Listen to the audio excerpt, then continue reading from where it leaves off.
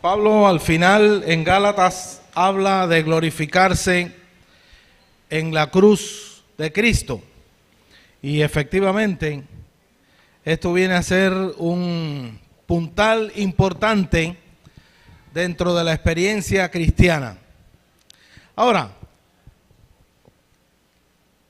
quisiera que hoy nos concentráramos en un tema que también viene a ser importante en el contexto de estos dos pasajes de Gálatas y también de Juan. Y quisiera que habláramos un poquito hoy sobre el tema del fruto. Ahora, normalmente hemos escuchado frutos del Espíritu, ¿verdad? ¿Sí o no? Sí, frutos del Espíritu. Sin embargo, la Biblia habla del fruto del Espíritu,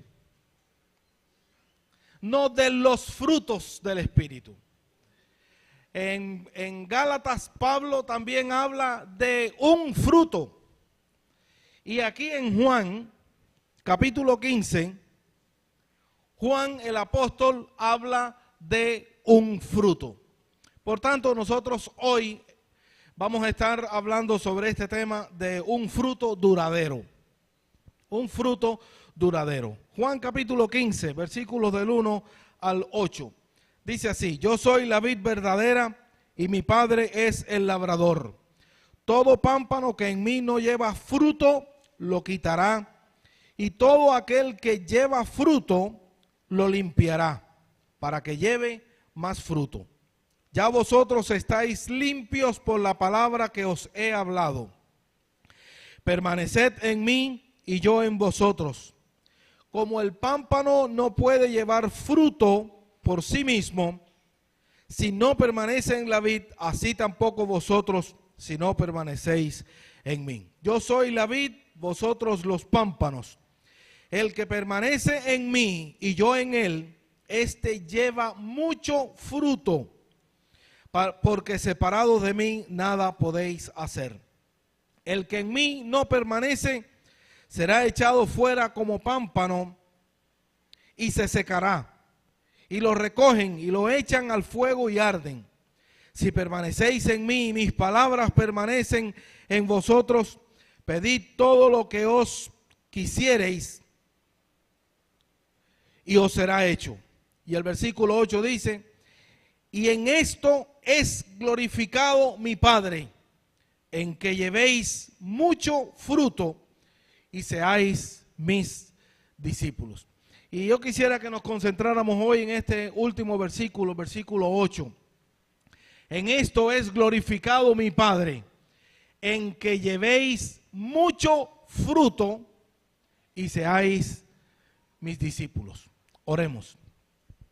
Señor, queremos escuchar tu voz. Te hemos alabado y adorado con nuestro corazón, con nuestra mente, con nuestras manos. Y queremos escuchar ahora una voz fresca que venga directamente de tu palabra. En el nombre de Jesús. Amén. Muchas veces nosotros estamos alarmados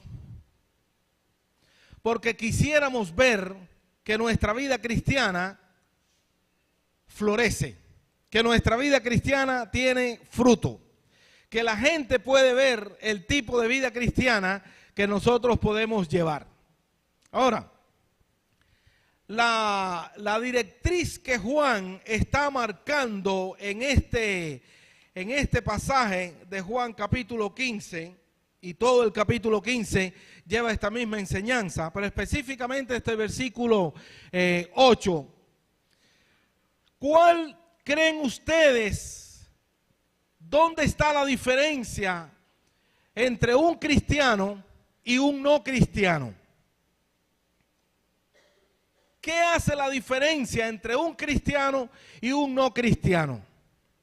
Posiblemente esta pregunta ya esté generando algunas imágenes en su mente, cosa que yo no puedo quitar ahora desde aquí.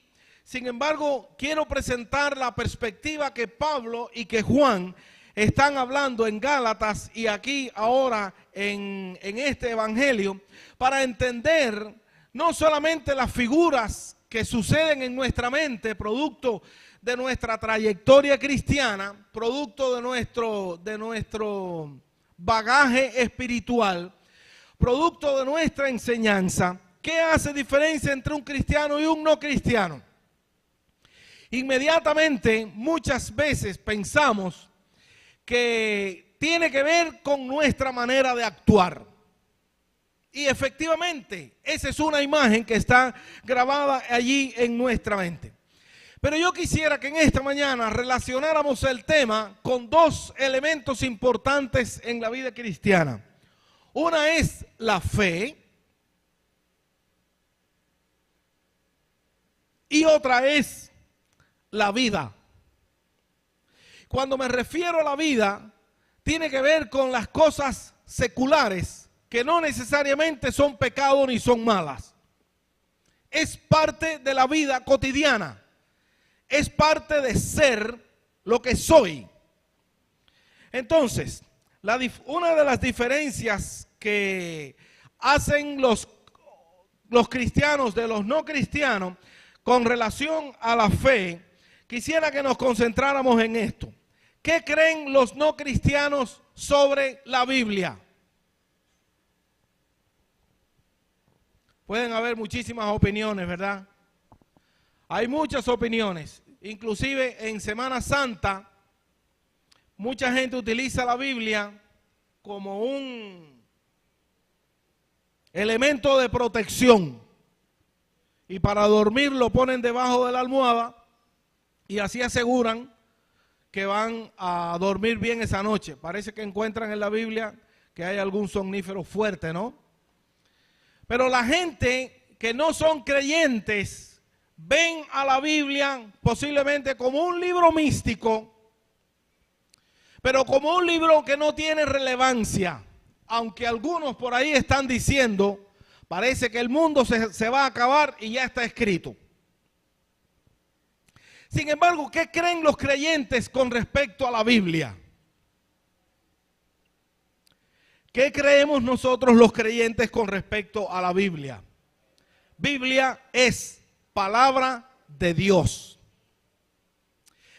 Pero muchas veces tratamos de entender esto en una manera un poco más religiosa, que obviamente al ser palabra de Dios siempre va a tener un matiz religioso.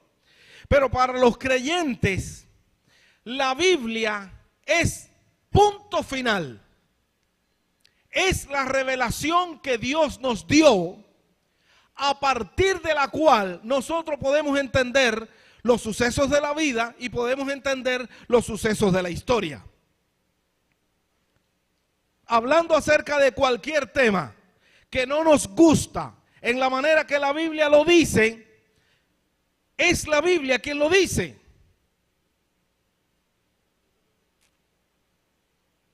Y si la Biblia es la revelación dada por Dios a los seres humanos, no somos nosotros los que tenemos que discutir si la Biblia tiene razón o no.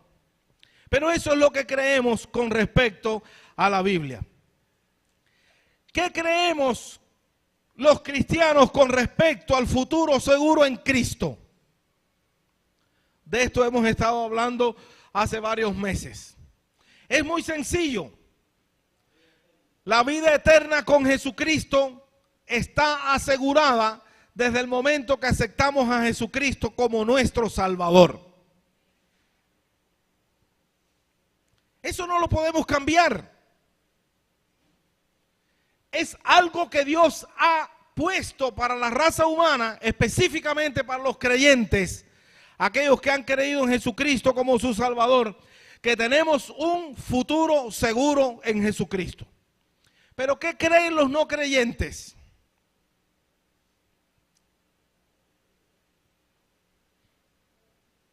Dice la Biblia que vagan sin rumbo, como ovejas que no tienen pastor. Escuchando a algunos de ustedes durante estos días, escuchándoles hablar, y viendo algunas de las cosas que están pasando en el mundo hoy en día y que pasan aquí en nuestro mundo, aquí cerca en estas cuadras, aquí en La Habana Vieja, ¿qué necesidad tiene la gente de entender la grandeza del mensaje del Evangelio con un futuro seguro en Jesucristo? Mira que a la gente le hace falta entender esta perspectiva. Bueno, esto es lo que hace una diferencia entre un cristiano y un no cristiano con respecto a la Biblia, a la fe. Hubo un filósofo, Nietzsche, un hombre increíble en muchos aspectos. La influencia de su pensamiento ha llegado tan lejos que muchos piensan que la gran depravación que tiene el mundo hoy ha venido como consecuencia de las ideas de Nietzsche. Él fue uno de los que dijo: Dios ha muerto en esta generación y ahora toca al hombre ocupar el lugar de Dios. Pero Nietzsche también dijo: lo que no te mata te hace más fuerte.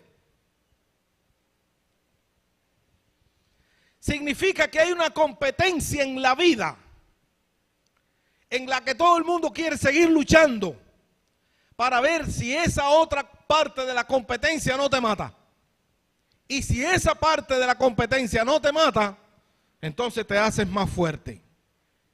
Qué interesante. Qué perspectiva frente a la vida. ¿Cuál es el enfoque que tienen los no cristianos con respecto a la vida? ¿Cómo es que ellos analizan la existencia del ser humano? ¿Para qué es la vida en un no creyente? Tratar de disfrutar el mayor tiempo posible, como decía en tiempos de Noé: comamos y bebamos, porque mañana moriremos. Para el no creyente la vida tiene un final. Vamos a vivir aquí como mejor podamos, si podemos, y al final, bueno, lo que vaya a pasar. ¿Dónde está la perspectiva de la vida después de la muerte? ¿Por qué es que Pablo le dice a los corintios: esta cosa corruptible, refiriéndose a nuestro cuerpo, va a desaparecer?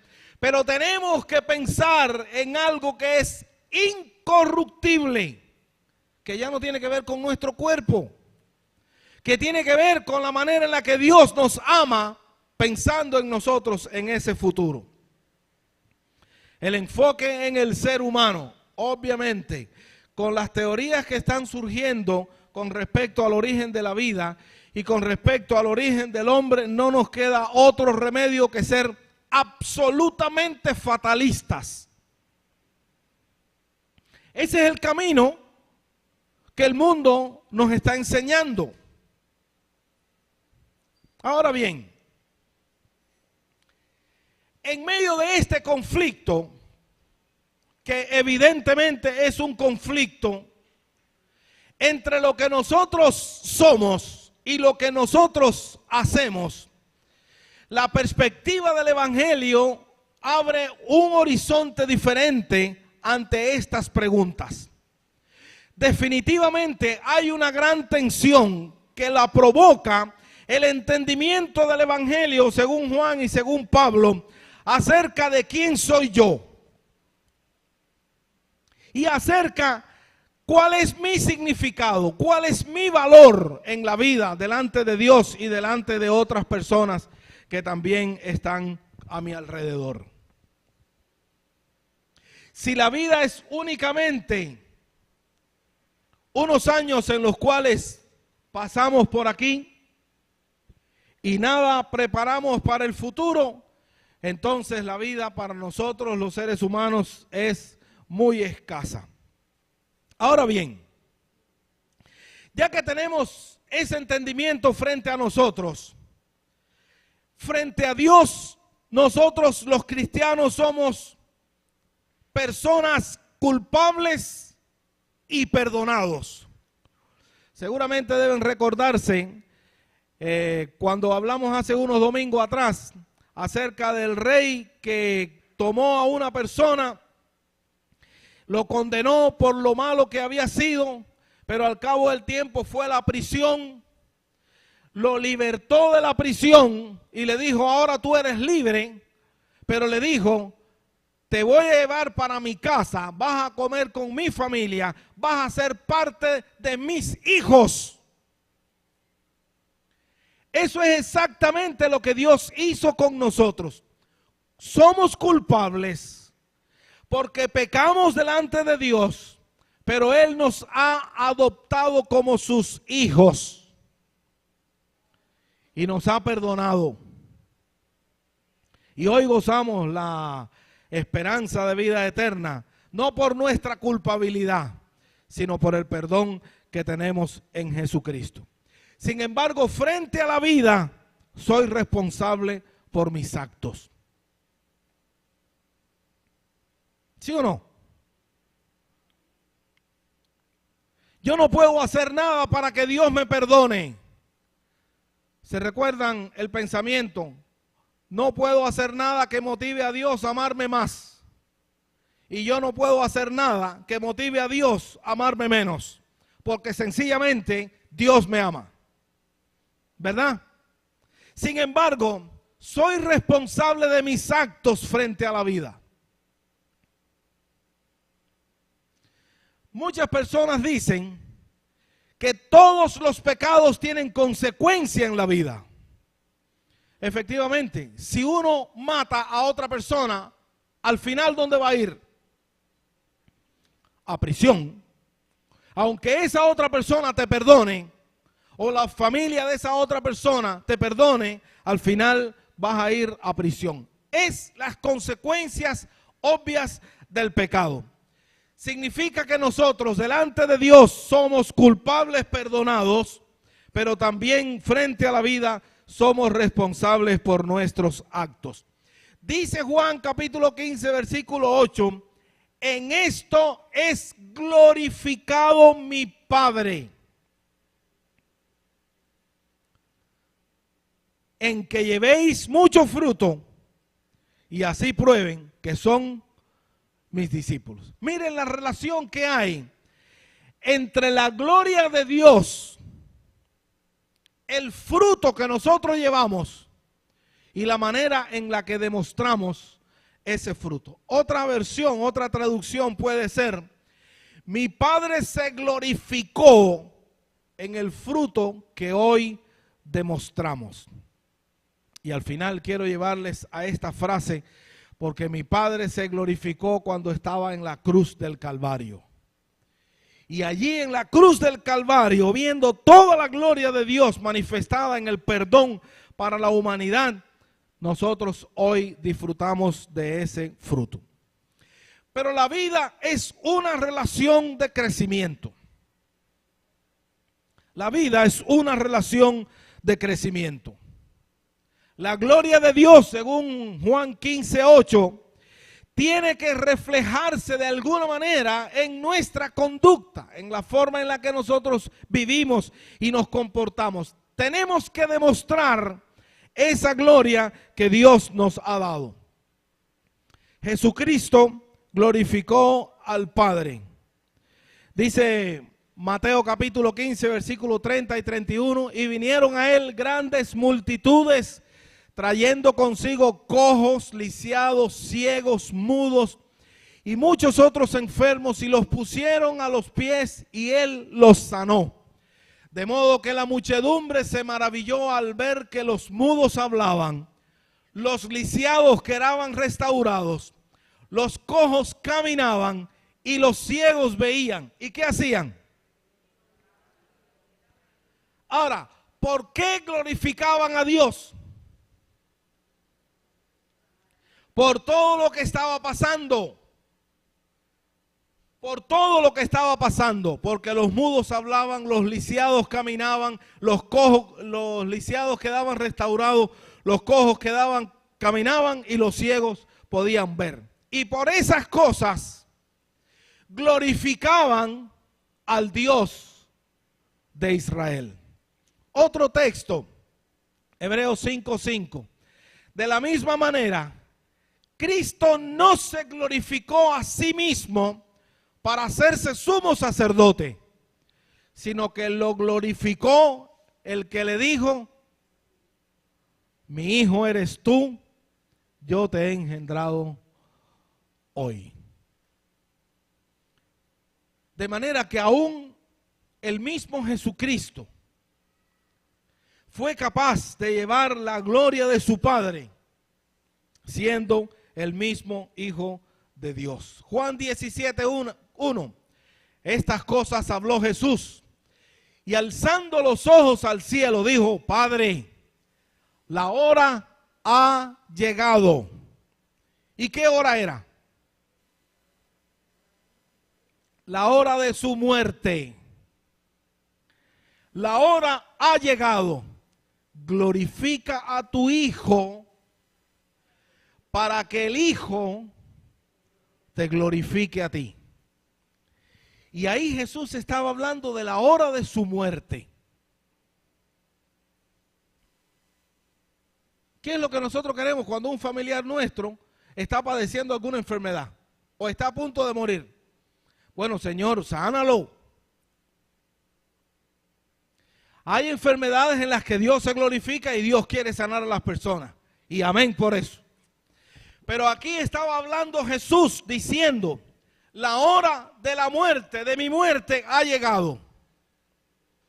Glorifica a tu Hijo, para que tu Hijo te glorifique a ti.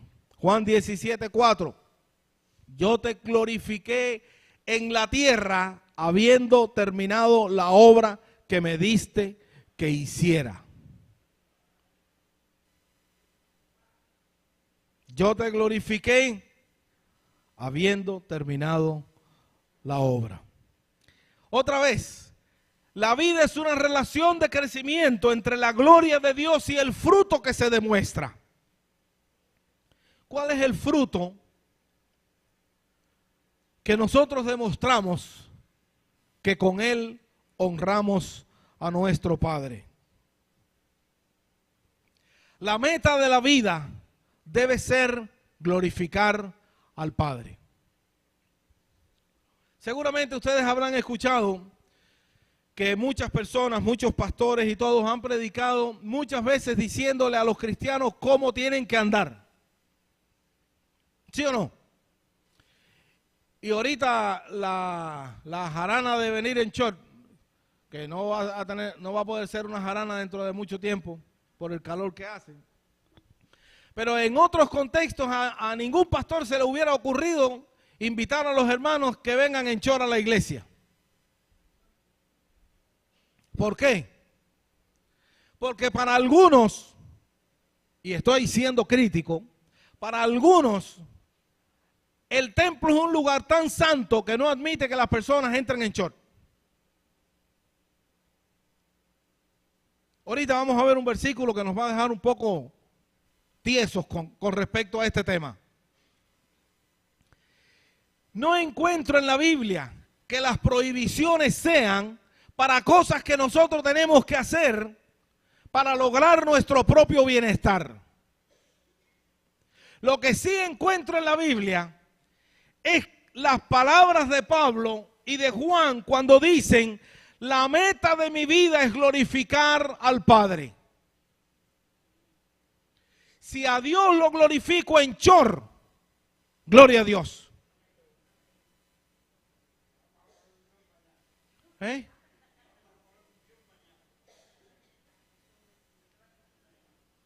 Lo que les quiero decir es que hay cosas mucho más importantes en la vida que un sencillo detalle.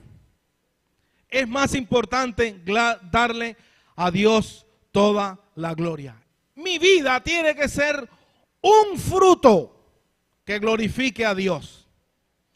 Y ahora estoy seguro que muchos de ustedes están pensando en su pecadito.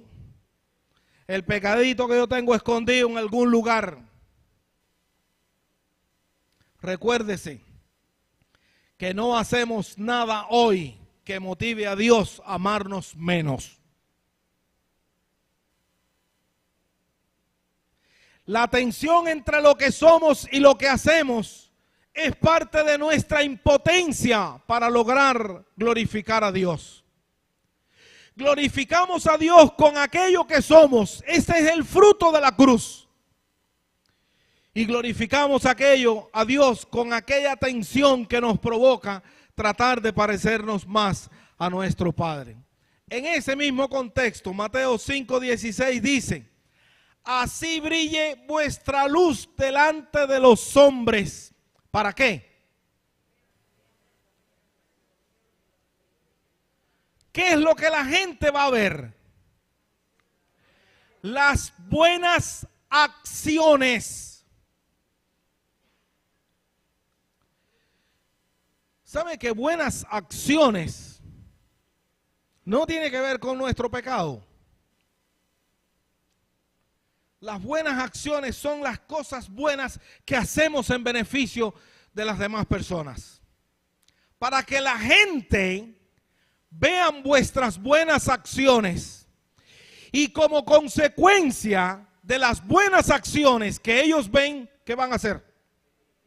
Glorificar a vuestro Padre que está en los cielos. Romanos capítulo 15.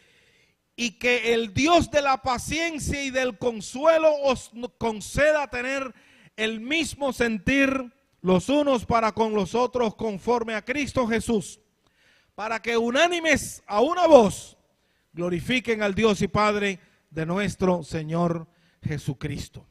Cuando estamos en unidad, cuando tenemos un mismo sentir, las demás personas glorifican al Señor. 1 Corintios 6:20. Pues por precio habéis sido comprados. ¿Qué precio? La sangre de Jesucristo. Por tanto, glorificad a Dios. ¿Dónde?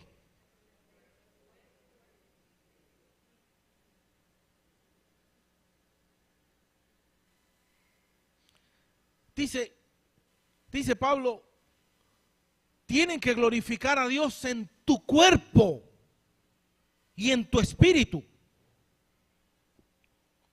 Y Pablo no nos está criticando aquellas cosas malas que nosotros hacemos, ni aquellas luchas que nosotros tenemos para dejar el pecado. Está diciendo, glorifica a Dios en tu cuerpo.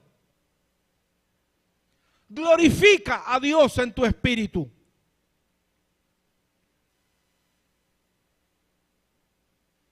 ¿Qué cosa tenemos que dejar de nuestro cuerpo?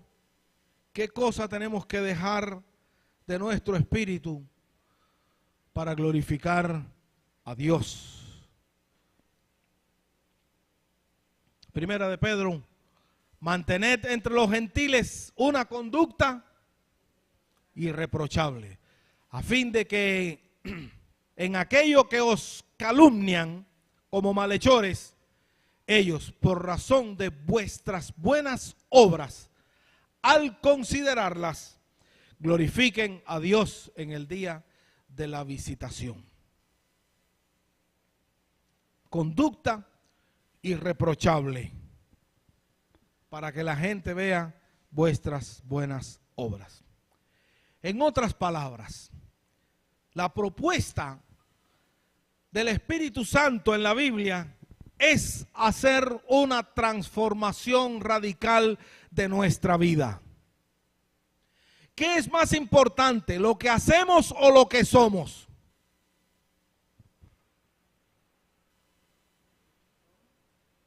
¿Qué es más importante, lo que somos o lo que hacemos? Dígalo sin miedo. Es lo que somos. Lo que nosotros hacemos va a beneficiar a muchas personas. Lo que nosotros hacemos va a beneficiar a muchas personas para que vean vuestras buenas obras y glorifiquen a Dios. Esa es nuestra responsabilidad en la vida. Sin embargo, cuando vemos lo que nosotros somos, y aquí viene una máxima, lo que nosotros somos va a determinar finalmente lo que nosotros hacemos. que tenemos nuestro pecado y estamos luchando con él. Gloria a Dios. Esa es parte de lo que somos y nunca nos vamos a poder librar de eso.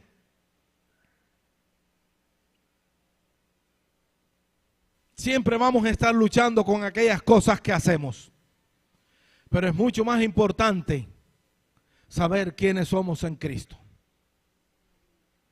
Cuando nos sentimos perdonados, cuando somos perdonados por Dios y vamos a pecar, uno dice, mira que Dios hizo tanto por mí que mandó a su Hijo Jesucristo a morir en la cruz del Calvario para salvarme, para decirme quién soy.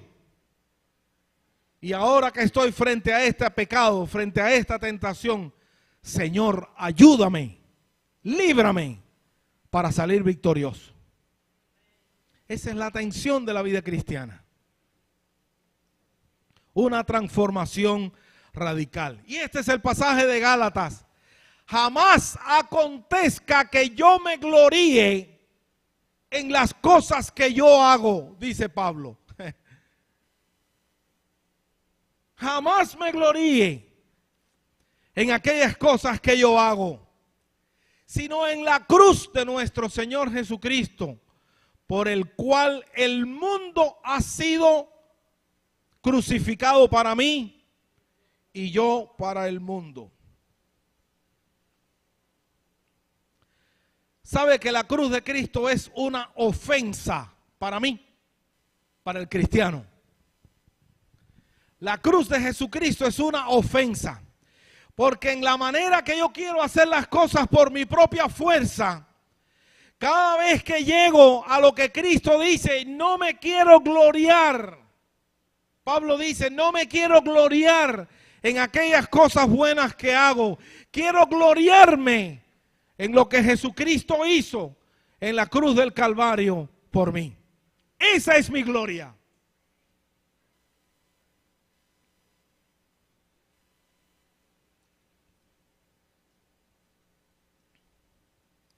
Nos ofendemos cuando dejamos que el poder de la cruz de Cristo nos cambie.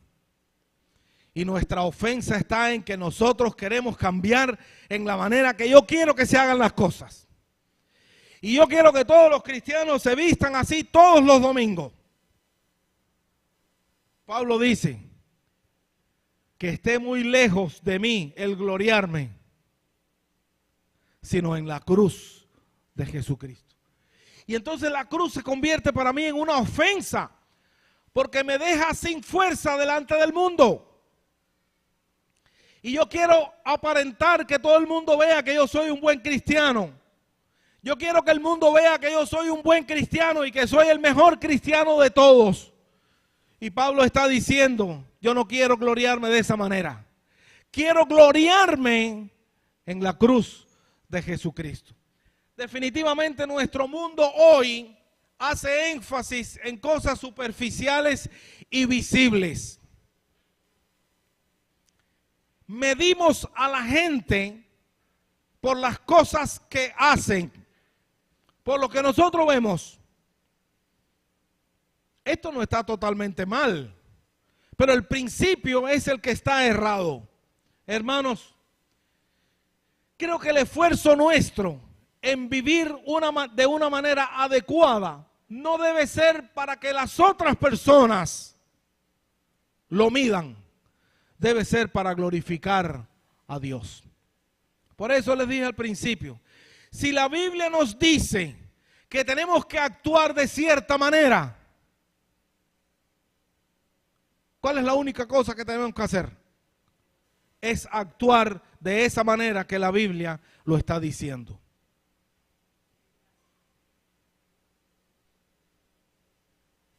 No deben ser las normas sociales las que rijan nuestra conducta. Debe ser el legado de la Escritura. Entonces muchas cosas superficiales y visibles son las que miden nuestro estatus como cristiano hoy. Sin embargo, seguimos con la lucha. No puedo salvarme a mí mismo y no puedo cambiar mi conducta porque necesitamos una transformación radical.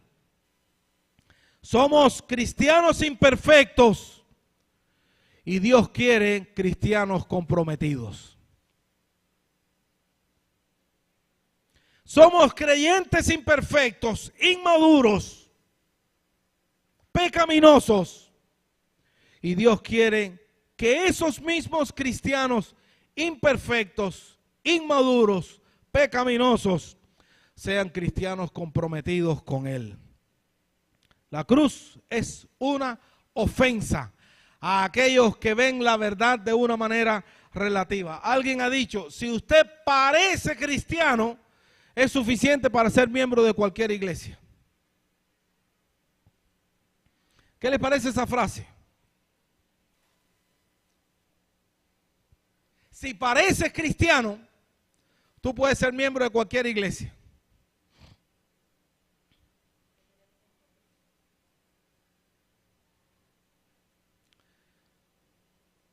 A muchos de los criminales más grandes les conceden el último deseo.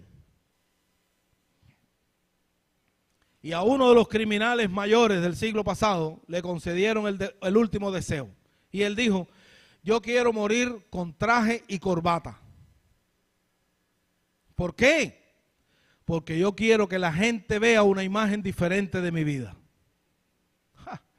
Lo iban a matar por asesino, pero él quería que la gente lo vieran como una persona correcta.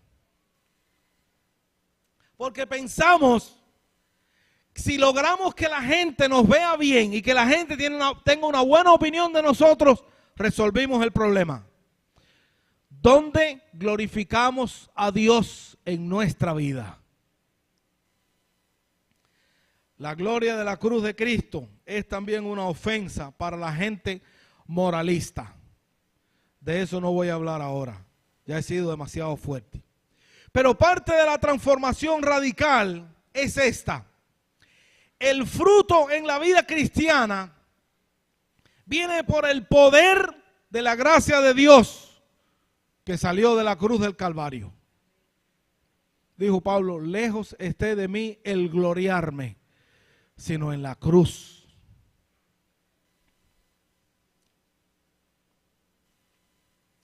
Como que somos responsables de nuestros actos en la vida.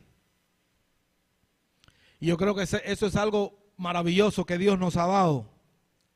La manera de triunfar es ver cómo ese fruto se va formando por el poder de la gracia de Dios que se derramó en la cruz del Calvario. El poder de la gracia de Dios. Oiga, haga todo lo que usted crea posible para ser un cristiano perfecto. Haga todo lo que usted crea que es posible para ser un cristiano perfecto. Al final de su vida nos veremos en el mismo lugar. Si no es por el poder de la gracia de Dios. Y me gustaría ser un poquito más directo. Ese pecadito en el que pensaron ahorita, si no es por la gracia, por el poder de la gracia de Dios que salió de la cruz del Calvario, nunca lo vas a poder vencer. Aunque somos responsables de nuestra vida, aunque somos responsables por las cosas que hacemos, necesitamos el poder de la gracia de Dios que sale de la cruz del Calvario para vencer nuestros problemas. Dice Pablo, por quien el mundo me es crucificado a mí y yo al mundo. Renuncio al mundo, quiero alejarme del mundo, estoy muerto al mundo, dice Pablo, con el propósito de glorificar a Dios en la cruz. No es lo mismo hacer una cosa por ordenanza que hacer la misma cosa por agradecimiento. Si hay esta área de mi vida que yo no puedo cambiar y tengo que cambiar por una ordenanza, nunca lo voy a lograr. Sin embargo, esta área de mi vida que tengo que cambiar, si le agradezco a Dios lo que Él hizo para mí, el poder de su gracia me ayuda a cambiar esas cosas de mi vida. El poder de su gracia. Y quiero concluir diciendo, la vida que depende del poder de la gracia de Dios vive ofendida por el impacto de la cruz de Cristo.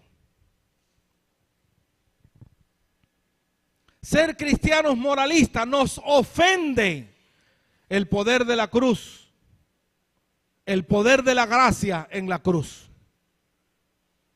Me siento ofendido porque me doy cuenta que no puedo hacer nada para salvarme.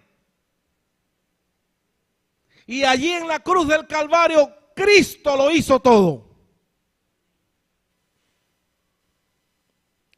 Y en la misma cruz del Calvario, por el impacto de su gracia,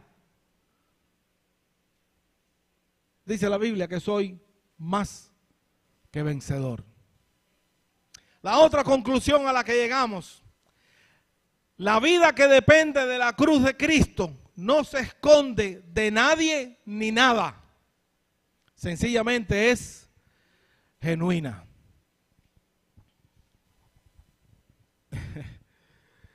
Un sencillo ejemplo para que se rían.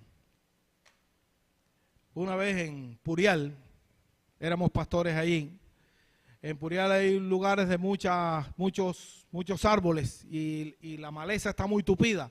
Y sobre todo cuando llueve, que es tiempo de primavera, esa hierba grande crece y uno se puede perder en un trillo, pero a la vez el trillo puede dar muchas vueltas. Puede venir una persona de frente y uno no se da cuenta que viene una persona de frente. Y un día yo venía en mi caballito bueno por cierto, y voy a coger el trillo, en una de las curvas venía un cristiano de frente fumando.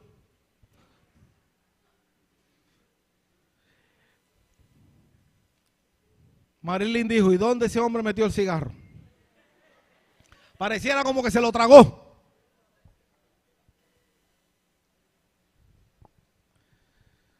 A mí me gusta ver los cristianos que tienen su pecado en la mano y le dicen, Señor, esta es mi debilidad. Esta es mi debilidad. Haz que el poder de la gracia tuya derramada en la cruz del Calvario me haga un vencedor sobre esta debilidad. De manera que no tenemos nada que esconder, ni tenemos que huir de nadie. Esa es nuestra vida genuina. Esto es lo que Cristo ha logrado hacer conmigo. Por eso la vida del discipulado es muy importante, porque tenemos que crecer para glorificar a Dios. No para sentirnos orgullosos de lo que hemos logrado, crecer para glorificar a nuestro Dios.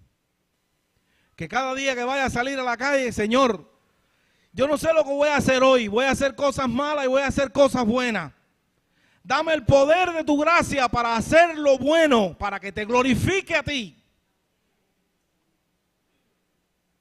No por mi fuerza, yo no sirvo para eso. Yo no sirvo para tener ningún cambio en mi vida.